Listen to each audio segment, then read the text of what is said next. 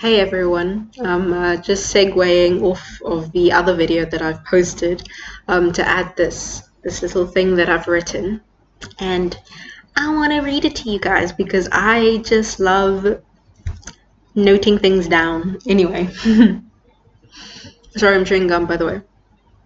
This one's labeled a juxtaposition. To be enmeshed with God or divine order and maybe even considered a golden or chosen child of God is to be polarizing. Now remember, I've mentioned before, I do not like labels because we are beyond that. We transcend that label. But, I mean, for the sake of this, to be considered a chosen one, a golden child of God, is to be polarizing.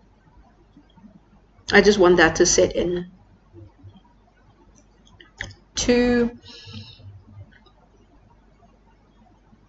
try or to even attempt to be able to perceive that which is unknowable, it requires you to be juxtaposing, polarizing, and conflicting. God is everything, and God is nothing, everything, everywhere, all at once, even. God is mysterious. God is mystifying. God doesn't make sense to the logical human mind that is limited, right? Allowing yourself to be subject to the scrutiny of others, to risk alienation, or simply being ostracized and constituted as the paradoxical or quote-unquote weird one is the blessing. God is mysterious. To belong nowhere and yet to everything everywhere, because you now identify with that which is vast and formless and knows no shape. God, even in nature, as threatening, unpredictable, and unforgiving as it may seem, there exists an established order amidst the chaos.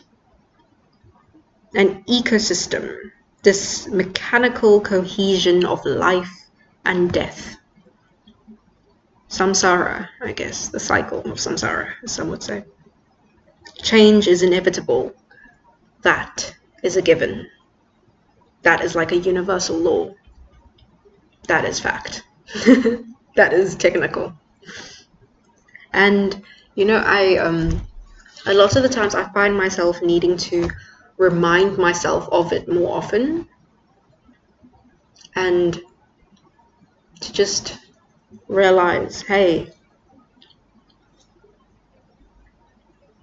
sometimes I feel like I need to ground myself because I can get so trapped in my own mind, or like even lost in my ego sometimes, because it does happen. It doesn't happen frequently, but it does happen. The ego just likes to consume everything in its path and just take and make itself seem boisterous and more important and just grandiose. Yeah, you guys know how it is. So yeah, it's important for me to like ground myself and come back and be in the moment, be in the here and now. And I feel like it's only recently that I've really started embodying like just so many things, but embodying what that in itself even means, what it means to be present, what it means to be in the moment, what it means to have anchored myself in the soil, rooted myself, firmly established a foundation, and to then healthily assert myself into the world. It's like equal parts earth and fire, the alchemical process, of transmuting that energy. Because I used to be like very airy and watery in terms of my energy. I used to be very in the ether, very up here. I was never in my body. Now I feel like I need to take all this energy concentrated up here, and I needed to condense it here.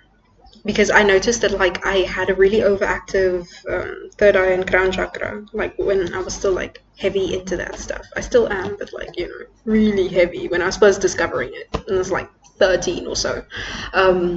Yeah, I noticed that these two were very overactive. Sometimes, not so much my throat chakra, but sometimes, like my upper chakras mostly, these two up here. Everything else was like kind of like dysregulated, even my lower chakras. So I felt like I really had to like alchemize that energy, starting at the base, the root, the sacral, and the solar plexus chakra. Like, focusing here. Yeah, especially when it came to my sacral chakra, like, drive, passion, vigor, like the other video that I posted. Yeah, man, it's just, it's been, it's been a lot. And to any of you out there, I'm sure you guys are going through your own thing, and it's manifesting you know, in accordance to like whatever's happening in your life. But hey, you know what? I want to let you know right here, right now, again, you are not alone. It can feel isolating because it's like we're scattered in all different corners of the globe. But really, well and truly, guys, you are not alone. Don't ever feel alone in this process, because there's so many that are going through something very similar, because we're all tapped in. We're all a part of this organism. There's one giant organism that is the universe.